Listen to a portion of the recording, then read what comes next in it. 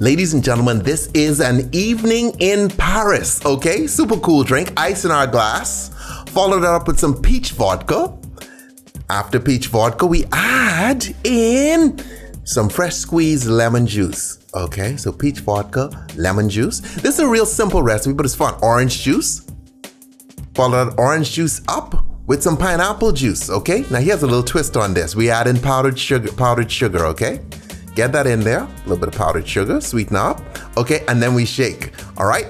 Now, usually when you sweeten it in a drink, you'd use like simple syrup or something like that, but this one called specifically for powdered sugar. Whoever created this probably was some kind of confectioner, I don't know. So we pour that in there, all right?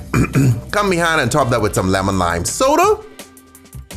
Stick in a nice little straw, and you could put a little bit of garnish on this if you want, maybe like a cherry or something like that, orange slice, really up to you. We kept it simple, okay? But you know your boy got to hit it with the Salt Bae, okay? Even though I'm missing the glass entirely. For all your drinking needs, tipsybartender.com.